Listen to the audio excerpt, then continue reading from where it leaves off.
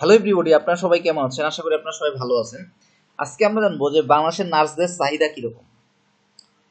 তো বাংলাদেশের নার্সদের চাহিদা সীমাহীন। আপনারা যদি নার্সিং এ ভর্তি হন সহজেই কিন্তু আপনারা চাকরি পেতে পারেন। স্বাস্থ্য অধিদপ্তরের তথ্য অনুসারে বাংলাদেশে নিবন্ধিত ডাক্তারের সংখ্যা 1,02,997 জন। এই সংখ্যক চিকিৎসকের বিপরীতে দেশেও 3 লাখের বেশি নার্সের প্রয়োজন। তাহলে বোঝা যাচ্ছে যে আপনার নার্সের সংখ্যা কি পরিমাণ প্রয়োজন বাংলাদেশের। বিশ্ব স্বাস্থ্য সংস্থার হিসাব অনুযায়ী প্রতি একজন চিকিৎসকের বিপরীতে 3 জন করে নার্স থাকা রীতি। কিন্তু বাংলাদেশের নার্সিং অ্যান্ড মিডওয়াইফারি কাউন্সিল তথ্য অনুসারে বিগত তথ্য অনুযায়ী নিবন্ধন নার্স ও মিডওয়াইফারির সংখ্যা ছিল 80,739 জন।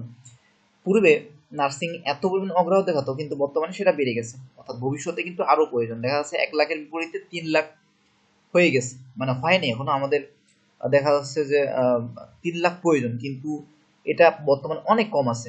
অর্থাৎ দেশে প্রয়োজন মাত্র 27% নার্স রয়েছে বর্তমানে, কিন্তু আরো প্রায় হচ্ছে আপনার 73% নার্স এখন বাংলাদেশে অপ্রতুল রয়েছে। তাহলে বুঝতেই পারতেছেন নার্সিং এর ভবিষ্যৎটা কিরকম হতে পারে আপনাদের জন্য।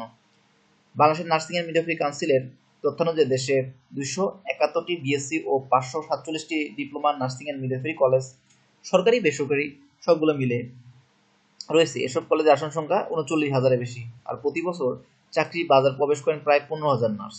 এছাড়া নার্সিং অ্যান্ড মিডওয়াইফারি কাউন্সিলের প্রাক্তন রেজিস্ট্রার সুরাইয়া বেগম বলেন, কলেজগুলোতেও জনসংখ্যা আরও বাড়ানো হবে। আগামী 5 বছরের মধ্যে প্রতি বছর 30,000 নার্স স্নাতক সম্পন্ন করবেন। এই জন্য নার্সিং ইনস্টিটিউট ও কলেজগুলো চাহিদা দিন দিন ঊর্ধ্বমুখী। অন্যদিকে দেশের সার্বিক পরিস্থিতির দিকে তাকালে দেখা যায় দিন দিন বাড়ছে আমাদের জনসংখ্যা, বাড়ছে হাসপাতাল। আমাদের দেশে এখন প্রায় সব শহরেই সরকারি বেসরকারি হাসপাতাল বা ক্লিনিক করে উঠেছে। এর সঙ্গে পাল্লা দিয়ে বাড়ছে নার্সের চাহিদা।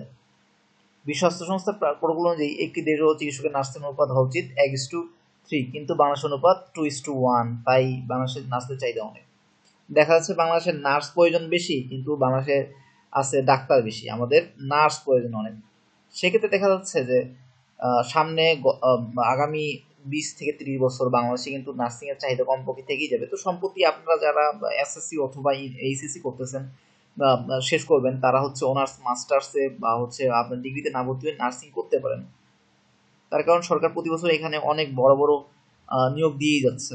ধন্যবাদ সবাইকে। এরকম সুন্দর সুন্দর ভিডিও পেতে আমার চ্যানেলটিকে অবশ্যই লাইক, কমেন্ট এবং সাবস্ক্রাইব করুন। ভালো থাকবেন আপনারা।